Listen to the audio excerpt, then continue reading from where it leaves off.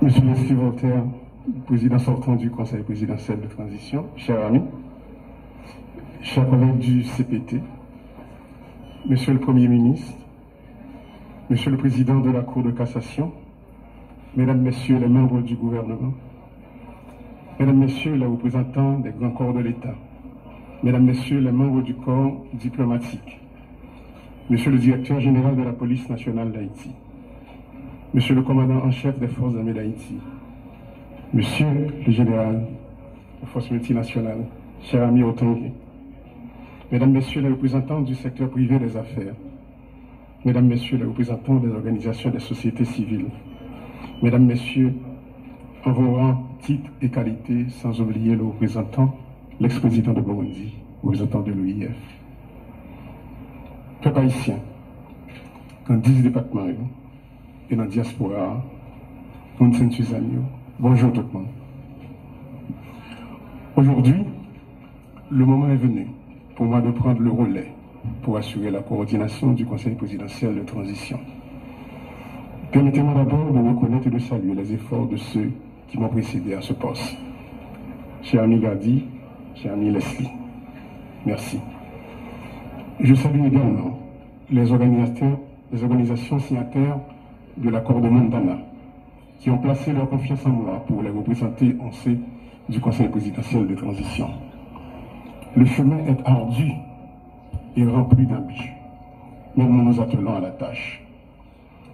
Cette passation aujourd'hui revêt un caractère symbolique, mais combien important, parce qu'elle démontre notre engagement envers l'alternance. Le travail doit se poursuivre. Il s'articule bien entendu autour des axes fondamentaux de la transition. La question sécuritaire, la gouvernance, le redressement économique et les élections. Il y a urgence, car les populations de l'Ouest et de l'Artibonite, pour ne citer que celles-là, requièrent des interventions concrètes et rapides de l'État pour se remettre des méfaits de la violence exercée sur elles. Nous tenons à saluer leur courage.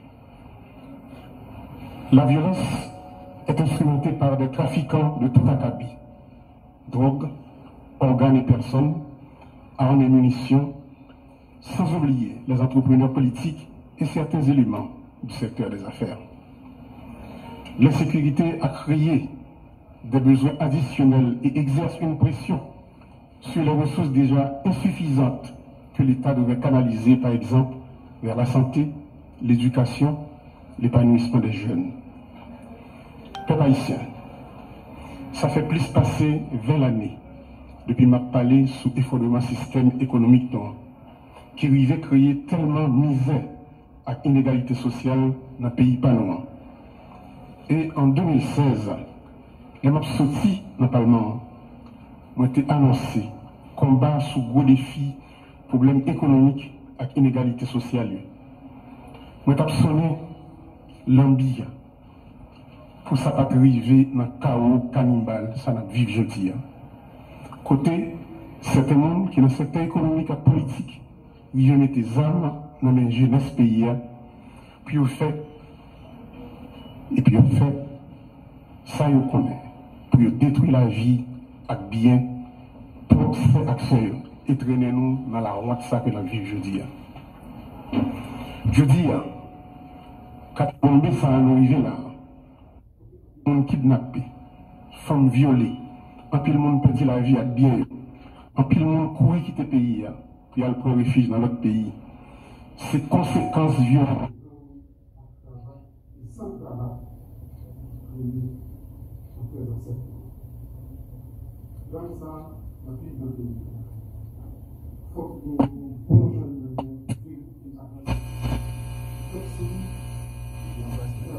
Qu'on a pays d'Haïti. Je dis, 21e siècle là, oui,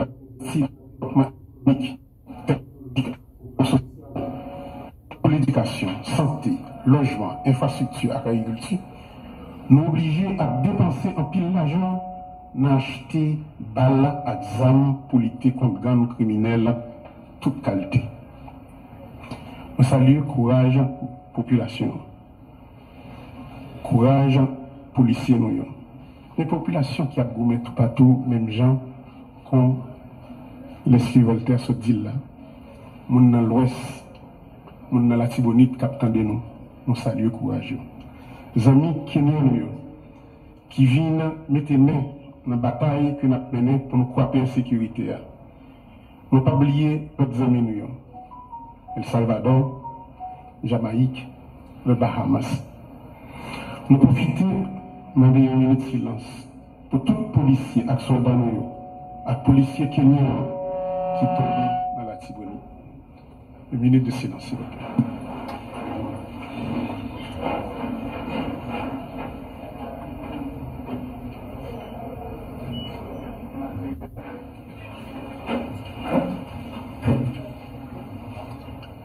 Malheureusement, comme on n'a pas raison, qui était supposé venir, il y a un inconvénient, mais nous devons saluer devant tout le monde pour courage.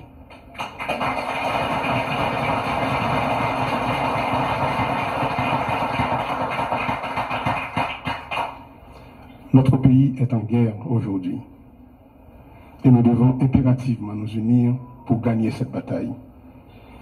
Est-ce pourquoi j'insiste sur un budget rectificatif de guerre qui oriente les dépenses dans la direction des défis qui se dressent devant nous. La sécurité est notre plus haute priorité et nous devons absolument nous assurer de l'adéquation entre les dépenses, les défis, les actions qu'il faut mener pour les relever afin d'atteindre les résultats concrets.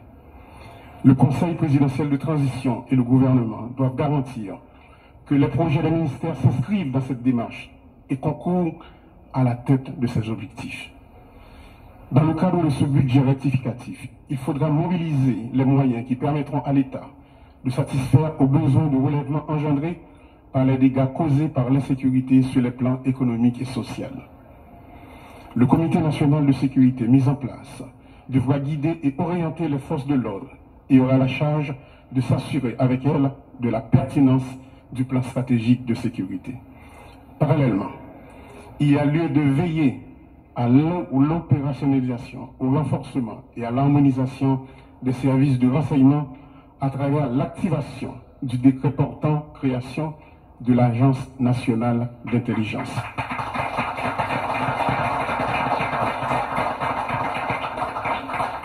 Sans un effectif adéquat, les forces de l'ordre ne seront pas en mesure de mettre fin à l'insécurité.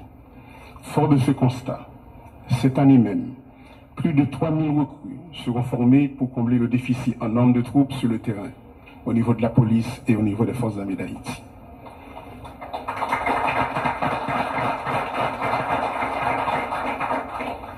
Les forces armées nous ont présenté un budget détaillé sur les actions qu'elles anticipent de mener. Monsieur le Premier ministre, le ministère de l'économie et des finances et celui de la planification doivent s'assurer de l'exécution effective de ce budget. Nous ne sommes pas en temps normal, il faut agir dans l'urgence pour éradiquer la violence. Il me plaît de vous informer qu'un protocole d'accord sera signé entre les forces armées d'Haïti et l'Agence nationale des aires protégées pour la mobilisation des agents des aires protégées dans la guerre contre les gangs armés. De plus, les démarches sont en cours pour un support aérien et maritime de façon à mieux protéger nos frontières maritimes et terrestres. Il est important les enfants impliqués dans les gangs armés. L'État devra prendre les mesures afin de prévenir et empêcher l'enrôlement des enfants et des gangs armés. De plus, il faut renforcer la Commission nationale de désarmement, de démantèlement et de réinsertion, comme d'ailleurs le souhaite le Premier ministre Alexis Dié-Fissémé. Le déficit de gouvernance de l'État est l'un des points essentiels auxquels il faut s'attaquer. Il produit un effet néfaste sur la crédibilité de l'État auprès de la population, dans la mesure où il ne coïncide point avec l'établissement d'un terrain de jeu égal pour tous dans un contexte de capture de l'État par certains groupes. En résulte les dysfonctionnements que nous observons. Je crois fermement au rôle que doit jouer l'accès à l'information dans la promotion de la bonne gouvernance. Des mesures concrètes seront initiées pour la mise en place de systèmes d'information ouverts au public sur les actions des différentes institutions de l'administration publique. L'appui aux institutions de surveillance, ULCC, CSCCA, CNMP, entre autres, sera maintenu. Par ailleurs, on a annoncé à la population qu'il y a des téléphones, un centre d'appel que Konatel peut le mettre sous pied. Côté que il y a un téléphone dédié pour la DGI, il y a un pour l'immigration et un autre pour la douane. Si il y a un client, il sentit pour une raison pour un autre, il y a des abus qui ont fait, il y a des magouilles qui ont fait, téléphone ça a servi comme un téléphone d'alerte